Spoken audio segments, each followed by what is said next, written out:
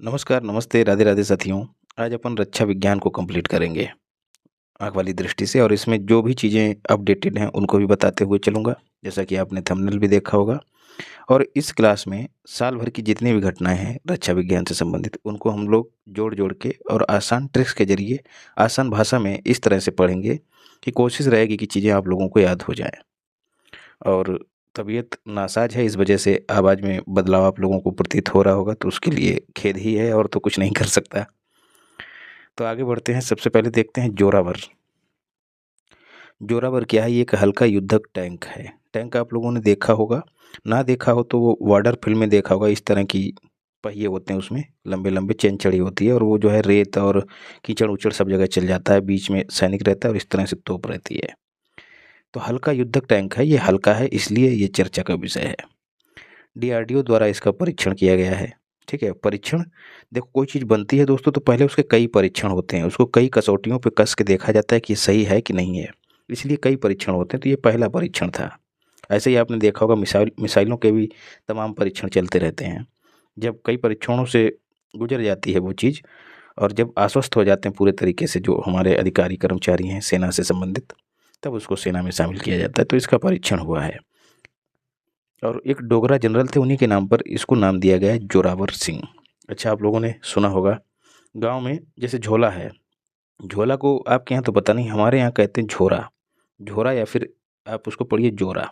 ठीक, जोरा में अगर विस्फोटक सामग्री रख दी जाए तो वो किसी टैंक से कम नहीं होगा। तो जोरावर मतलब झोरा, झोरा मतलब टैंक। तो जोरावर क्या है? एक हल्का टैंक है। और आपको ये भी पता होगा कि झोला जो है वो हल्का ही होता है ना? महाजन फील्ड फायर रेंज में इसका परीक्षण किया गया। ये कहाँ है? तो ये राजस्थान में है। विकास इसका किसने किया है? तो लार्सन एंड टुब्रो लिमिटेड, ये प्राइवेट कंपनी है। इसके साथ ही कवर्डे, ये डीआरडीओ की एक इकाई है कवर्डे, इनने मिल के किया है। तो ये जोरावर जो है ये पहाड़ी क्षेत्रों में तेज गति के साथ काम कर सकता है। ये परिवहन, इसका परिवहन वायु मार्ग से भी किया जा सकता है, मतलब हेलीकॉप्टर से भी इसको लाया ले जाया जा सकता है। और ये एम्फीबियस है, उभयचर, जैसा कि मैंने आपको पहले ही बताया है। BL सरसैम, इसका सफल परीक्षण हुआ है, डीआरडीओ ने किया है। एक के बाद एक इसके 2 उड़ान परीक्षण किए हैं, नौसेना के द्वारा किए गए हैं। दोनों ने मिलकर किया है, नौसेना और डीआरडीओ ने। ठीक है, तो एक 12 सितंबर को हुआ और एक 13 सितंबर को हुआ है।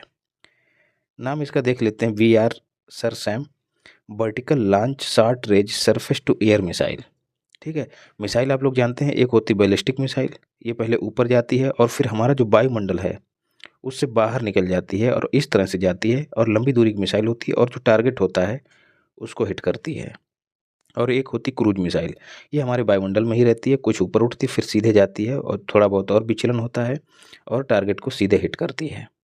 तो ये तो हो गया क्रूज मिसाइल और बैलिस्टिक मिसाइल। एक मिसाइल है वर्टिकल लॉन्च, ये सीधे जाती है, कोई चीज़ उड़ रही है तो सीधे उसको हिट कर दी है। ठीक है, तो इसीलिए इसका नाम है वर्टिकल मिसाइल। तो याद रखिएगा VL, इसमें BL का मतलब ही है वर्टिकल लॉन्च और सरसैम का मतलब short range surface to air missile. अब सरफेस टू एयर तो होगी होगी क्योंकि उसको सरफेस से ही लॉन्च किया जाएगा, तभी तो ऊपर हिट करेगा।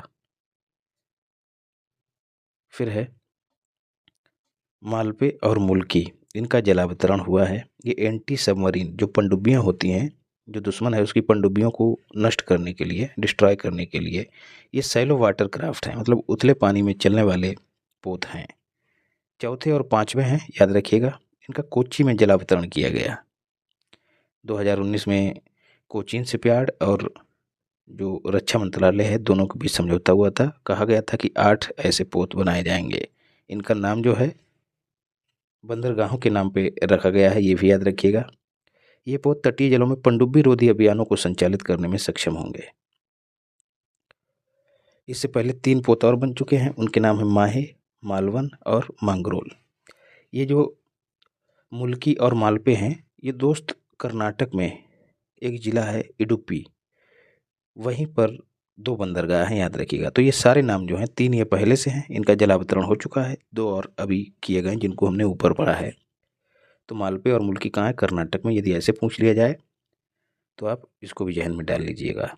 ये चीज़ें इन लोगों ने नहीं बताई हैं, लेकिन जब भी आप करंट अफेयर पढ़ा करें तो कुछ चीज़ें अपने दिमाग में रखा करिए कि कोई चीज़ अगर पढ़ रहे हैं तो वो कहाँ पर घटित हो रही है। है ना, उसके पास कौन सी नदी है, किस क्षेत्र में है, किस देश से सीमा। जैसे मोदी जी कहीं गए हैं तो सब पूरा एक बार दिमाग में घुमा लिया करिए।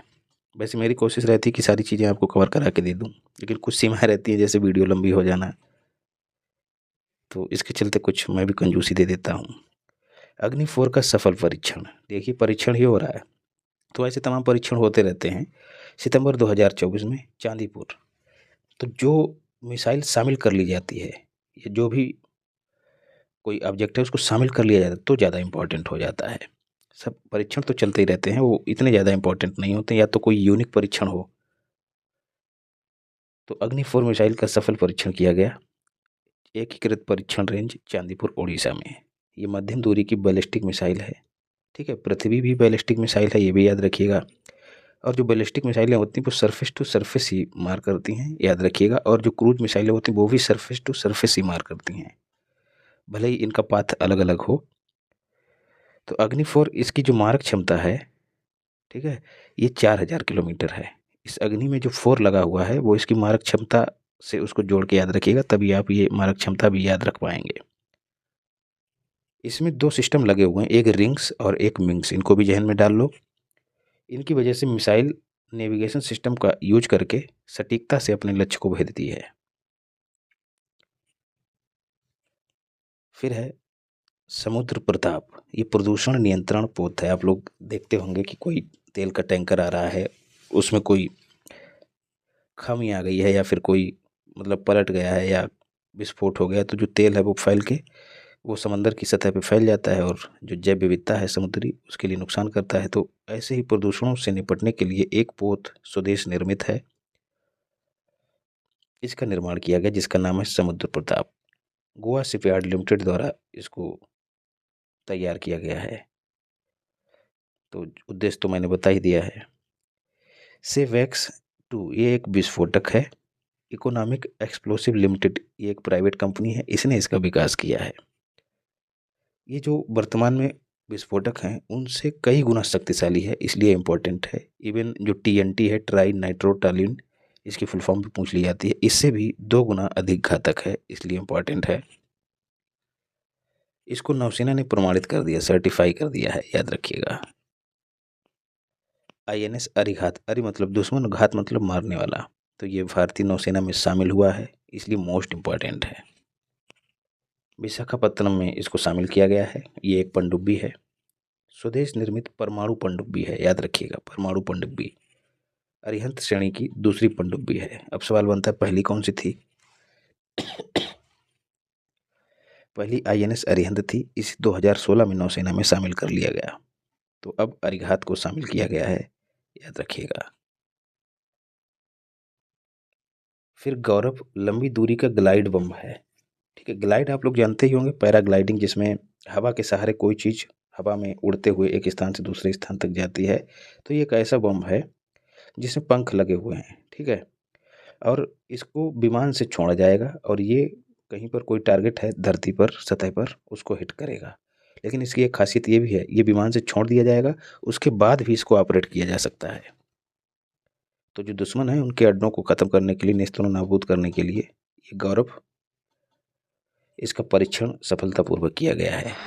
लंबी दूरी का ग्लाइड बम परीक्षण कहाँ किया गया? ओडिशा के तट पर किया गया।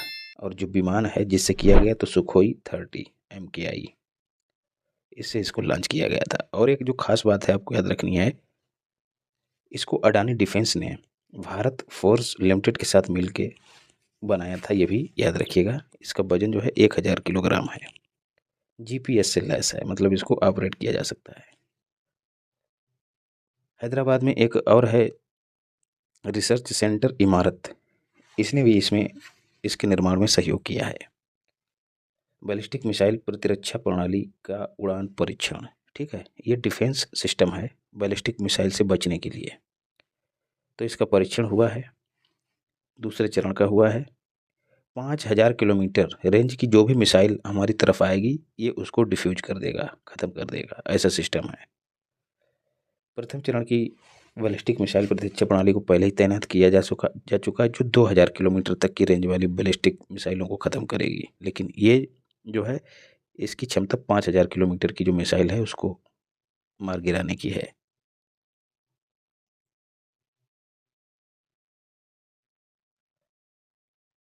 और ये सतह से लॉन्च की जाने वाली मिसाइल प्रणाली है। ठीक है, अब कोई बैलिस्टिक मिसाइल आ रही है, उसको आसमान में गिराना है तो स्वाभाविक सी बात है कि सतह पर ही कहीं लॉन्च पैड से इसको छोड़ा जाएगा, तब इसको जो है हिट करेगी और ये मिसाइल जो है बैलिस्टिक मिसाइल दुश्मन देश की ये ख़त्म हो जाएगी। INS त्रिपुट गोवा शिपयार्ड लिमिटेड के द्वारा युद्धपोतों की एक श्रृंखला है। त्रिपुट मतलब कई युद्धपोत बनाए जाएंगे। ये नौसेना के लिए तैयार किए जा रहे हैं और जिसका जलावतरण किया गया है उसका नाम है शक्तिशाली तीर, याद रखिएगा, माइटी एरो। पहला अवसर है जब किसी भारतीय शिपयार्ड द्वारा स्वदेशी रूप से इस तरह के पोत को बनाया गया है। रक्षा मंत्रालय और गोवा शिपयार्ड के बीच समझौता 2019 में हुआ था इसको बनाने के लिए। अभ्यास का एक सफल परीक्षण, अब इसको समझ लो ये है क्या। ये एक टारगेट है जिसको उड़ाया जाएगा और हमारा जो भी उपकरण होगा, जो भी हमने तैयार किया है अपना प्रक्षेपास्त्र, उसके लिए धोखे का काम करेगा। मतलब इसको आसमान में उड़ाया जाएगा, फिर जो हमने तैयार किया अपना जो मिसाइल है या जो भी है उससे इसको हिट किया जाएगा। तो ये एक टारगेट व्हीकल है। अभ्यास याद रखिएगा। अभ्यास तो नाम से ही जाहिर है, अभ्यास मतलब अभ्यास करने के लिए। रुद्रम 1 इसका सफल परीक्षण हुआ है। इसका पहले नाम नगरम हुआ करता था, अब जो है इसको रुद्रम नाम दे दिया गया है, याद रखिएगा। हवा से सतह में, अब रुद्र मतलब भोलेनाथ, अब भोलेनाथ कहाँ है? आसमान में। तो रुद्रम जो है वो कहाँ से? आसमान से वार करेगी धरती पर, हवा से सतह पर, ऐसे याद रखिएगा। कभी कभी सीधे पूछ लिया जाता है कि रुद्रम है सतह से सतह मार करने वाली, सतह से हवा में मार करने वाली, ऐसे करके पूछ लिया जाता है। सुखोई, अच्छा जब आसमान से वार करेगी तो किसी न किसी विमान से वार किया जाएगा, तो सुखोई 30 MKI से इसको प्रक्षेपित किया गया और वहीं से किया भी जाएगा। जो हमने गौरव ग्लाइड बम अभी पहले पढ़ा उसको भी सुखोई 30 से ही लॉन्च किया गया। ये दुश्मन की वायु रक्षा क्षमता का दमन करेगी। ठीक है, याद रखिएगा। रुद्रम 2 की बात करें तो इसका भी परीक्षण संपन्न किया गया है मई में।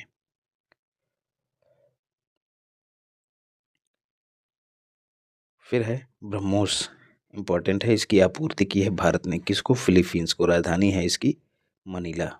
मनीला को भारत ने एक ब्रह्मोस बेची है, पहली खेप भेजी है और इसे प्राप्त करने वाला पहला विदेशी राष्ट्र बना है फिलीपींस। और ये खेप जिस विमान से गई है उसका नाम याद कर लो, C-17 ग्लोब मास्टर, याद रखना। ब्रह्मोस आपको पता ही है, भारत की ब्रह्मपुत्र और रूस की मस्काबा नदियों को मिला के इसका नाम रखा गया है ब्रह्मोस। मतलब भारत और रूस ने मिलकर बनाई है ये। इसकी गति जो है 2.8 मैक है। अग्नि प्राइम की बात करें तो इसका भी सफल परीक्षण हुआ है। ये नई पीढ़ी की बैलिस्टिक मिसाइल है।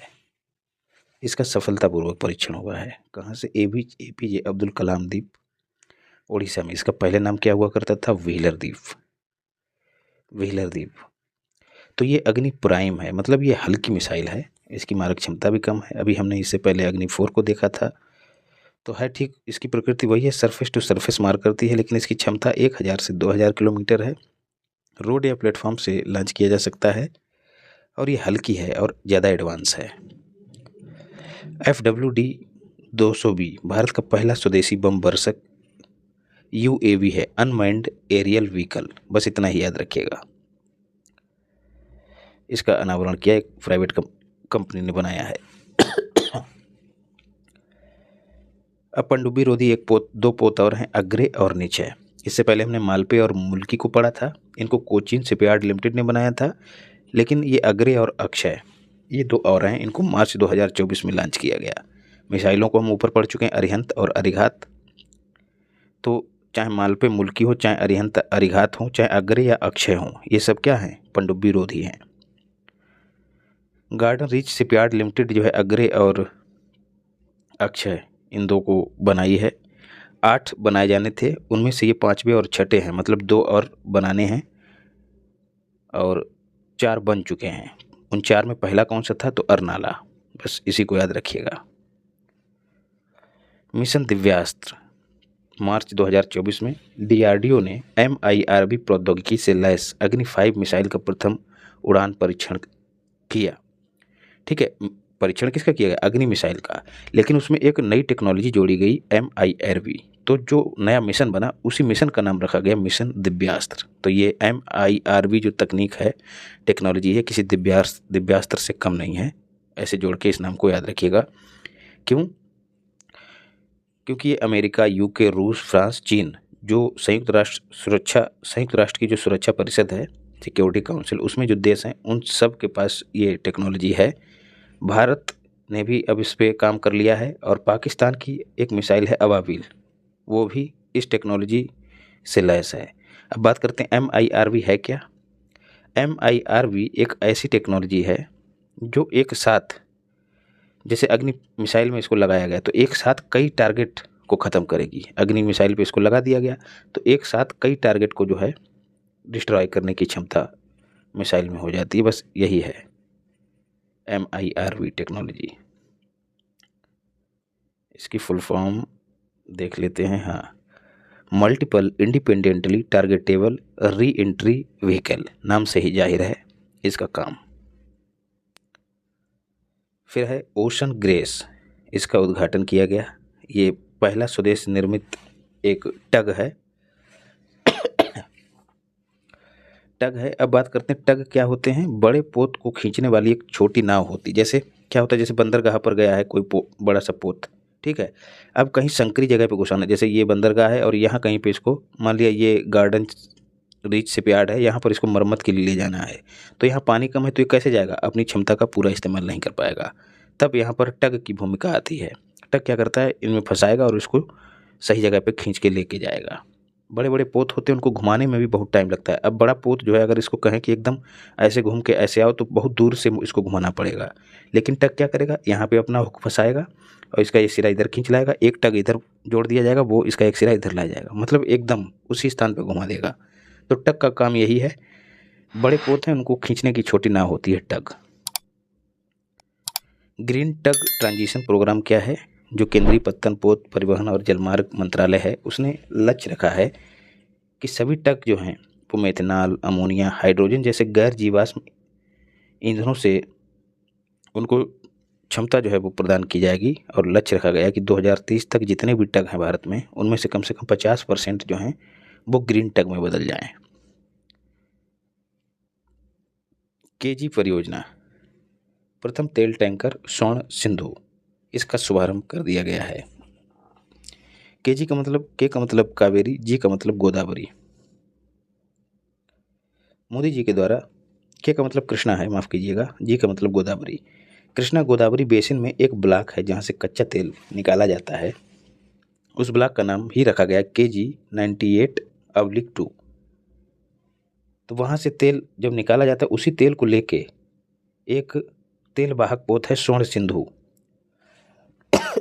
वो मंगलुरु पहुंचा, कर्नाटक पहुंचाया जाके, ठीक है, इधर से लेके इधर पहुंचाया जाके। तो इसी स्वर्ण सिंधु को मोदी जी ने हरी झंडी दिखाई थी।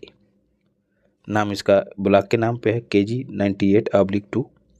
जनवरी 2024 में जो ONGC है, उसने जो KG ब्लॉक है यहाँ पर तेल का उत्पादन शुरू किया था। ONGC की बात करें, महारत्न कंपनी है, 1956 में स्थापना हुई थी।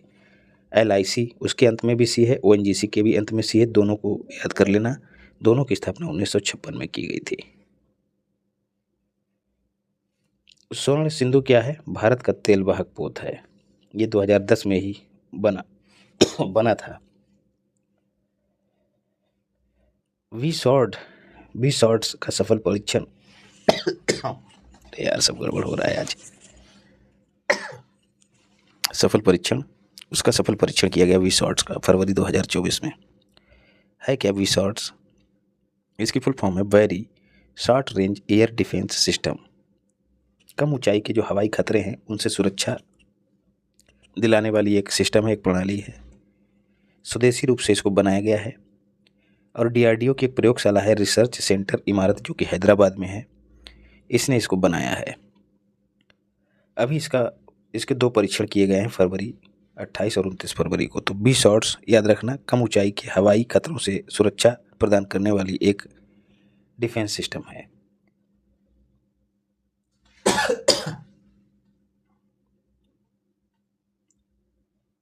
मैन पैड्स क्या है? मैन का मतलब मैन हो गया, पी का मतलब पोर्टेबल, ए का मतलब एयर डिफेंस सिस्टम, मतलब इसको व्यक्ति अपने कंधे पर रखे ले जाके दाग सकता है। एयर डिफेंस सिस्टम सतह से हवा में मार करने वाला है। तो मैन पैड याद रखिएगा। अगा लेगा द्वीप, इस पर भारत एक हवाई पट्टी बना रहा है, उसका उद्घाटन जो है मोदी जी ने किया है। अगा लेगा द्वीप है किसका? तो मॉरिशस का है, याद रखिएगा।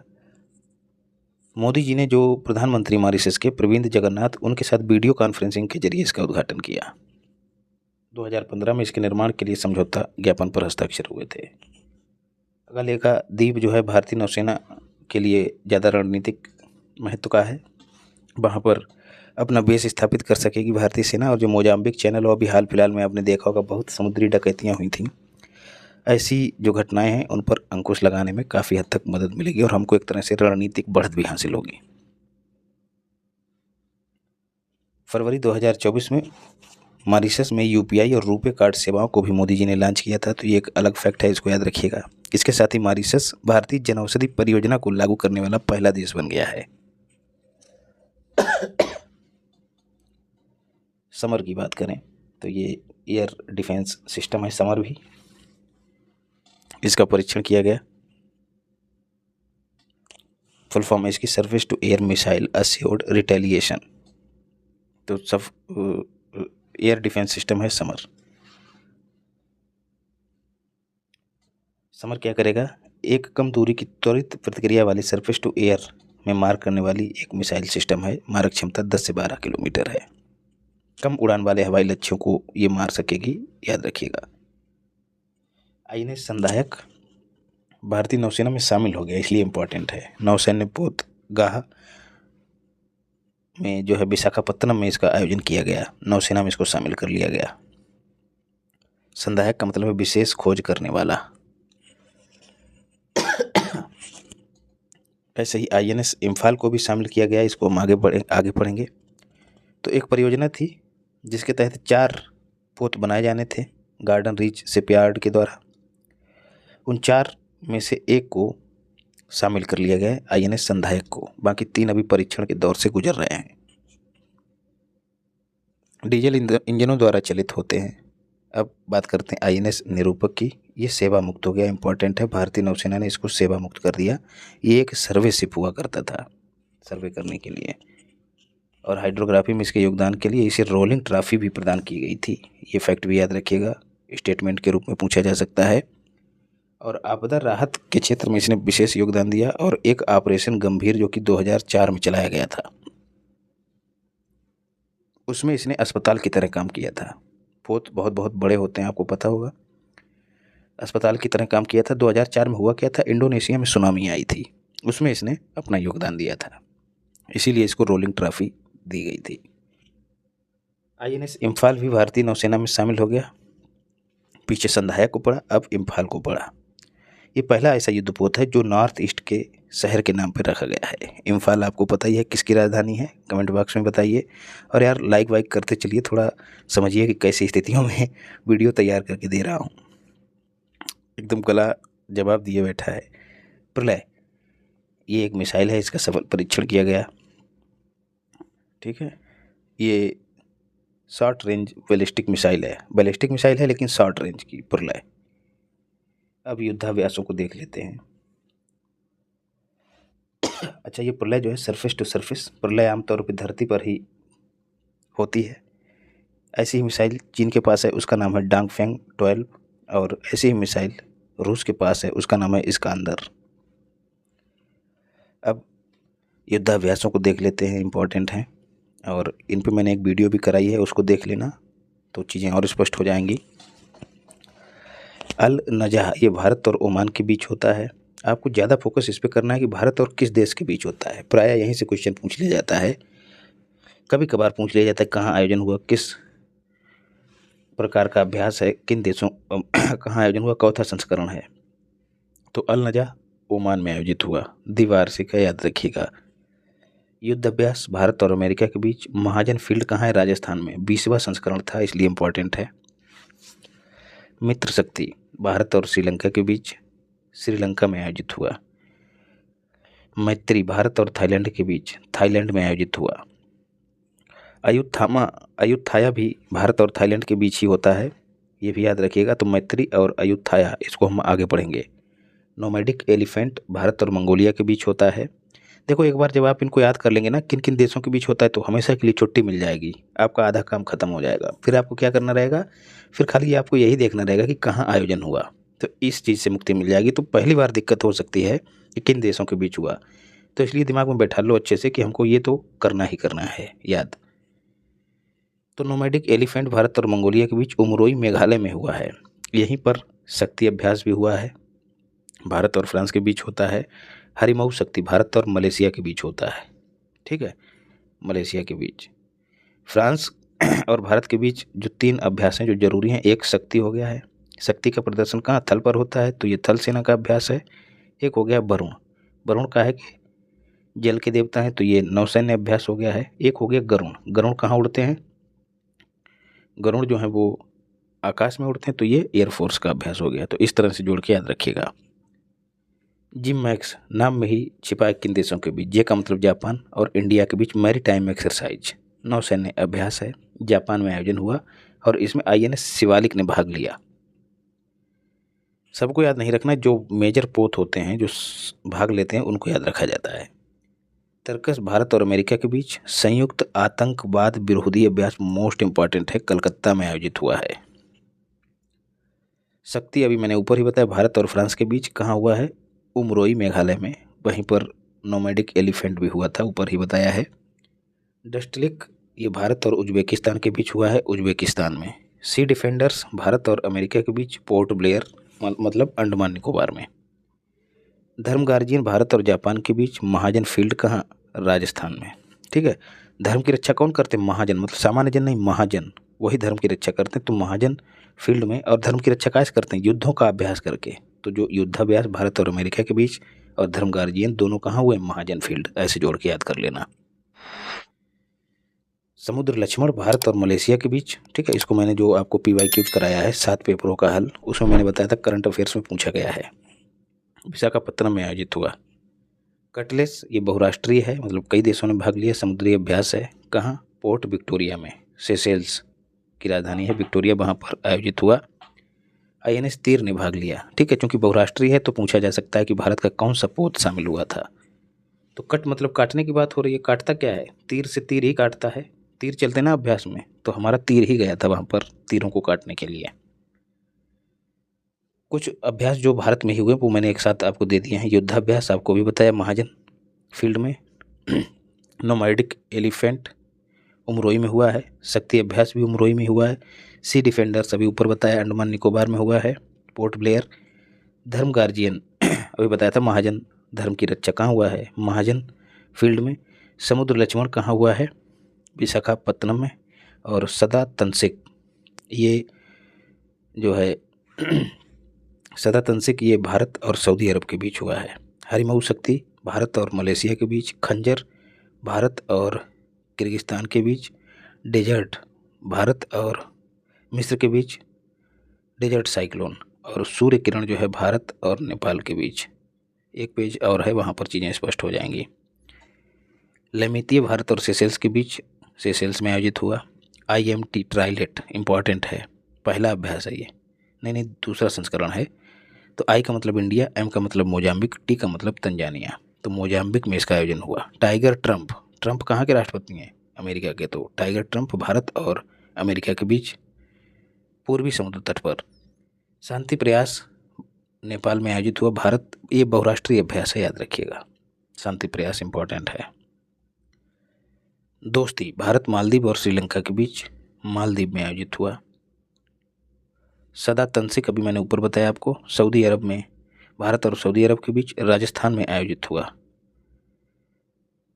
और वहीं पर क्या क्या हुए मैंने अभी ऊपर बताया, युद्धाभ्यास और धर्म गार्जियन भी वहीं पर आयोजित हुए। सदा तंसिक भी वहीं पर हुआ है। खंजर भारत और किर्गिस्तान, ठीक है, इसको लिखिएगा चिर्गिस्तान, ठीक, चिर्गिस्तान मतलब जो चीर देता है, क्या चीरता है, खंजर।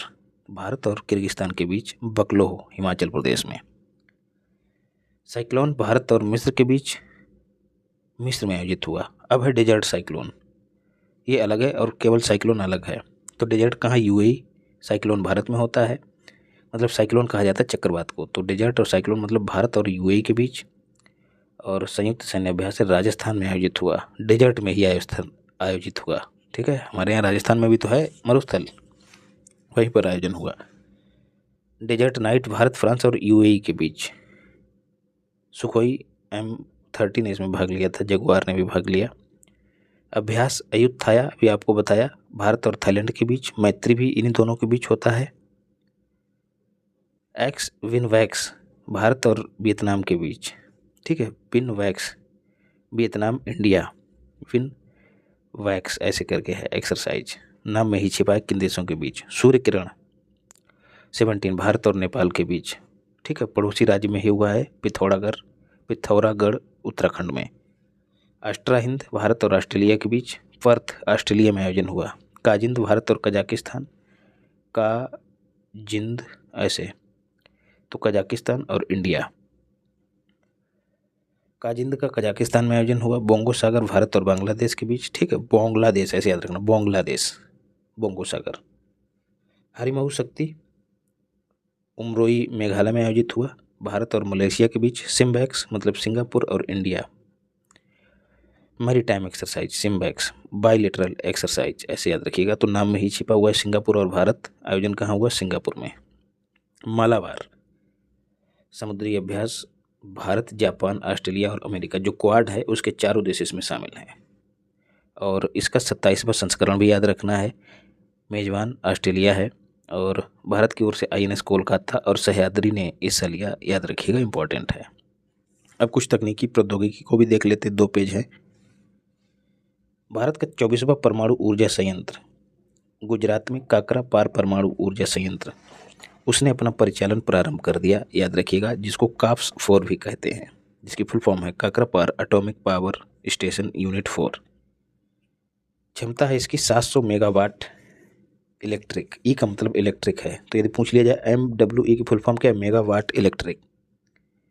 ये दावित भारी जल रिएक्टर है, प्रेशराइज्ड हैवी वाटर रिएक्टर। तो ये भारत का दूसरा हो गया स्वदेशी। पहला कौन सा है? तो काप्स 3। इसकी भी क्षमता कितनी? 700 मेगावाट इलेक्ट्रिक। ये भी दावित भारी जल है। ठीक है, और जो काप्स की जो यूनिट 4 है वो 24वां परमाणु ऊर्जा संयंत्र हो गया। ठीक, जो दूसरा स्वदेशी परमाणु ऊर्जा संयंत्र है। तो कुल नाभिकीय ऊर्जा क्षमता बढ़कर भारत की कितनी हो गई जब ये स्टार्ट हो गया? तो 8080 मेगावाट इलेक्ट्रिक। ये फैक्ट भी याद रखना है। अब मजा आएगा, रुकिए। एरावत की बात करें तो ये भारत का सुपर फास्ट सुपर कंप्यूटर है। हैम्बर्ग में टॉप 500 कंप्यूटरों की सूची जारी की गई सुपर कंप्यूटरों की, तो उसमें अमेरिका का फ्रंटियर कंप्यूटर दुनिया का सबसे तेज सुपर कंप्यूटर घोषित किया गया। ये विश्व का पहला एक्सा स्केल सुपर कंप्यूटर है, याद रखिएगा। ये उसकी क्षमता को नापने का एक पैमाना होता है, एक्सा स्केल। तो टॉप 5 देख लेते हैं। फ्रंटियर सबसे तेज अमेरिका का है, दूसरे स्थान पर भी अमेरिका का है, तीसरे स्थान पर भी अमेरिका का ईगल, चौथे स्थान पर फुगाकू है जापान का। भारत के टॉप 500 में महज 4 सुपर कंप्यूटर ही शामिल हुए हैं। उनमें एक सीडैक पुणे में है जिसका नाम है एरावत। ये भारत का सबसे तेज सुपर कंप्यूटर, जिसको 110वां स्थान मिला है। ये स्थान भी याद रखना है। इसकी गति जो है मात्र 8.5 पेटाफ्लॉक्स है, जबकि ऊपर जो अमेरिका के हैं उनकी एक्साफ्लॉक्स है। और नेशनल प्रोग्राम ऑन AI के तहत सुपर कंप्यूटरों का निर्माण किया गया है।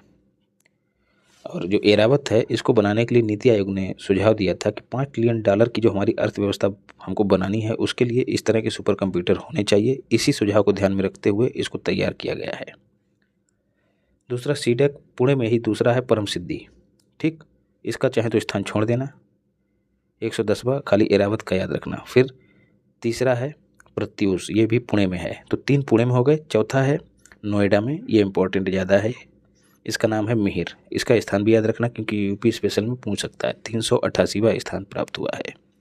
राष्ट्रीय मध्यम अवधि मौसम पूर्वानुमान केंद्र कहाँ है? नोएडा में। तो एक फैक्ट ये भी याद रखना।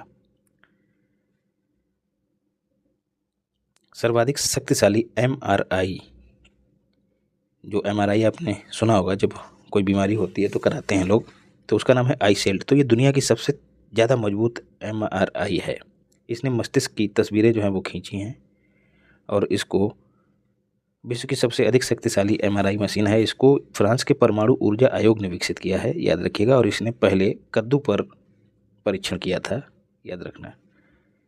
इसकी जो मैग्नेटिक फील्ड इंटेंसिटी है वो 11.7 टेस्ला है, जबकि अस्पतालों में आमतौर पे जो इस्तेमाल होती हैं MRI मशीनें उनकी महज 1.5 टेस्ला ही होती है। तो लगभग 10 गुना ज़्यादा क्षमता है इस मशीन की। नाम क्या है?